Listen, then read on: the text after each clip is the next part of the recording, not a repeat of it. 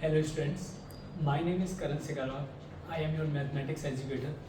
I have done my graduation from University of Delhi and I have also qualified IIT JAM mathematics exam in the year 2024. So today we are going to study distance formula. हम distance formula पढ़ने जा रहे हैं. जब हमने 9th class में अपना coordinate geometry पढ़ा था तब हमने सीखा था कि हम किस प्रकार से पॉइंट्स को लोकेट करते हैं कि कोई भी पॉइंट जैसे 2,4 या -2,8 कि किस प्रकार से हम किस कोऑर्डिनेट ज्योमेट्री में यानी अपनी ग्राफ में लोकेट करते हैं और कैसे इन्हें हम प्लॉट करते हैं. तो आज हम इन पॉइंट से आगे बढ़ के हमें क्या सीखना है कि हमें ना रेंडमली कोई भी दो पॉइंट्स होंगे और हमें उन दोनों के बीच के ना डिस्टेंस कैलकुलेट करना है. तो हमें पॉइंट्स प्लॉट करना तो आता ही है. तो अभी हम डिस्टेंस कैसे कैलकुलेट करेंगे और उसका फॉर्मूला क्या है. तो सबसे पहले तो हम डिस्टेंस फार्मूला ही समझ लेते हैं. डिस्टेंस फार्मूला बेसिकली है क्या, जो कोई भी दो पॉइंट्स है ना उन दोनों पॉइंट्स को जो ज्वाइन करने वाला लाइन सेगमेंट है उसका लेंथ है. फॉर एग्जांपल कि हमें यहाँ दो पॉइंट दिखाई दे रहे हैं इस ग्राफ पे ए और बी. तो ए और बी के बीच में जो लाइन ज्वाइन कर रही है इसे हम बोल रहे हैं ए बी. तो इन दोनों का जो लेंथ है ए बी का, इन दोनों पॉइंट्स यानी ए बी का जो लेंथ है हम उसे ही डिस्टेंस बोलते हैं ए बी का, और इसे हम डिस्टेंस फार्मूला से कैलकुलेट करते हैं. ठीक है, तो अभी हम सीख लेते हैं. पहले तो इसका प्रूफ देख लेते हैं. जैसे ए बी है तो इसका डिस्टेंस क्या होगा, ए बी का जो डिस्टेंस होगा वो होगा √(x2 - x1) का whole square plus y2 - y1 का होल स्क्वायर. ठीक है, अब इसका प्रूफ कर लेते हैं कि ये वाला ना आता कैसे है. तो अब सबसे पहले हमें ये समझना है कि ये जो पॉइंट हमने लोकेट किया x1, y1, तो हमने क्या किया होगा. सबसे पहले हम यहाँ पे x1 यूनिट चल रहे होंगे और y एक्सिस की तरफ हम क्या चले होंगे y1 यूनिट्स. ठीक है, और सिमिलरली जब हमने x2, y2 लोकेट किया होगा तो हम यहाँ तक x2 चले होंगे और फिर ऊपर y2 यूनिट्स चले होंगे. तो हमें पता है कि यहाँ से यहाँ तक का डिस्टेंस x1 और यहाँ से पूरा यहाँ तक का डिस्टेंस यानी ओरिजिन से लेके इस वाले पॉइंट तक का देखें तो डिस्टेंस होगा हमारा x2. और सिमिलरली ये डिस्टेंस हमारा y1 और उसी तरीके से ये डिस्टेंस हमारा y2 होगा. तो अभी है ना हमें ए बी का डिस्टेंस निकालना है. तो पूरा x2 है तो इतना x1 माइनस कर देंगे तो x2 - x1 डिस्टेंस आ जाएगा और ये पूरा डिस्टेंस जो है वो है y2 और ये वाला है y1. तो इस जो बीपी डिस्टेंस है वो y2 - y1 आ जाएगा. तो अब हमें देखें तो हमारे इस ग्राफ पे ये ना राइट एंगल ट्रायंगल बनेगा ए बी पी. और हमने राइट एंगल ट्रायंगल में सीखा है कि जो हमारा हाइपोटेनस का स्क्वायर होता है वो हमेशा किसके इक्वल होता है, परपेंडिकुलर के लेंथ के स्क्वायर प्लस बेस की लेंथ के स्क्वायर. तो यहाँ पे जो हमारा हाइपोटेनस है वो ए बी ही है. तो ए बी का स्क्वायर हमारे किसके बराबर होगा, ए बी का स्क्वायर के बराबर प्लस बी पी का स्क्वायर के बराबर. ठीक है, अब ए पी क्या है, ए पी अभी हमने कैलकुलेट किया है कि हमारा कितना होगा x2 - x1 का होल स्क्वायर और बीपी कितना है y2 - y1 का होल स्क्वायर, y2 - y1 का होल स्क्वायर.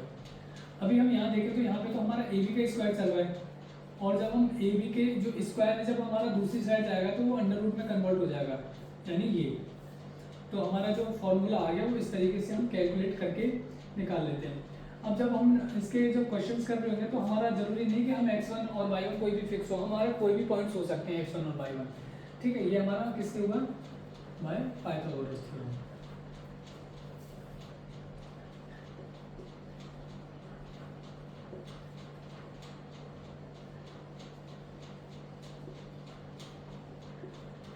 ठीक है, तो इस तरीके से हमारा ये फॉर्मूला आ गया जो कि हमें प्रूफ करना था. ठीक है, अब जैसे कि क्वेश्चन ले लेते हैं कि हमें ना डिस्टेंस पूछा हुआ है किन्हीं दो पॉइंट्स के बीच में कि 2,4 और 8,5 के बीच में हमें क्या बताना है, डिस्टेंस कैलकुलेट करके बताना है. तो हम क्या कर लेंगे, हम ना कोई भी रैंडमली पॉइंट मान लेते हैं. ए को बोल देते हैं 2,4 जो कि हमारा कितना होगा x1, y1 बोल देते हैं इसे, और हमारा इसे b मान लेते हैं 8,5 को, ये जो कोऑर्डिनेट्स हैं, और इसे हम x2, y2 बोल देते हैं. सो बाय डिस्टेंस फार्मूला ये हमारे पास क्या होगा, डिस्टेंस फार्मूला के अकॉर्डिंग हमारे पास ये x2 - x1 का whole square plus y2 - y1 का होल स्क्वायर. और फिर जब हम x2 की वैल्यू यहाँ पे पुट करेंगे तो x2 की वैल्यू है 8 और x1 की वैल्यू कितनी है -2 का होल स्क्वायर प्लस y2 की वैल्यू कितनी है 5 और y1 की वैल्यू है 4, इन दोनों का होल स्क्वायर. तो हमें पता है कि ये 8 - 2 यानी 6 का होल स्क्वायर प्लस 5 - 4 कितना हो जाएगा 1 का होल स्क्वायर। तो 6 का स्क्वायर होता है हमारा 36 प्लस 1 का स्क्वायर होता है 1, यानी √37 यूनिट्स। ये डिस्टेंस है ना, इसीलिए हम इसे ना यूनिट्स में लिख रहे हैं, कुछ ना कुछ डिस्टेंस रहा होगा, चाहे सेंटीमीटर में हो सकता है, मिलीमीटर में हो सकता है, मीटर में, तो हम इसीलिए यूनिट्स लिख देते हैं। ठीक है, ये आपको समझ आया होगा कि हम डिस्टेंस फार्मूला कैसे प्रूफ होता है, और उसके अगर कोई भी क्वेश्चन होंगे तो हम किस प्रकार से उन्हें अप्रोच करेंगे। ठीक है स्टूडेंट, सो अभी हम आगे बढ़ते हैं और कुछ क्वेश्चन देख लेते हैं इससे।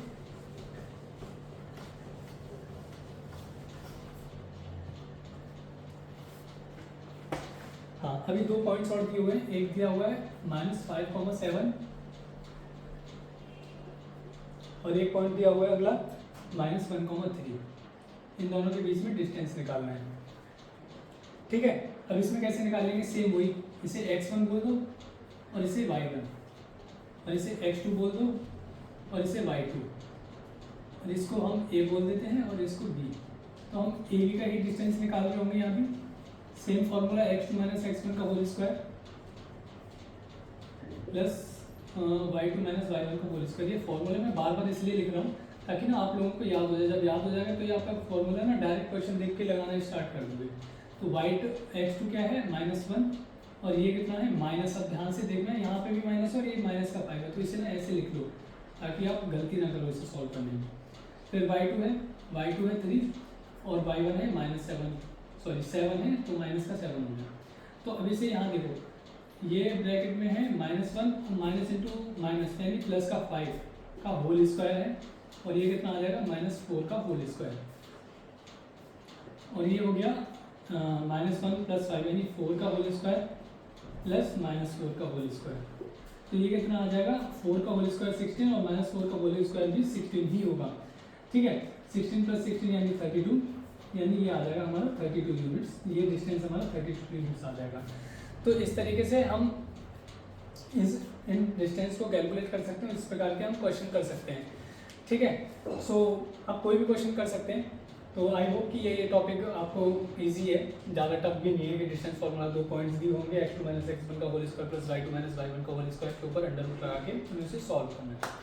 ठीक है, hope thank you so much students for watching, and I hope कि आपको समझ में आया होगा। Thank you so much, see you again, thank you.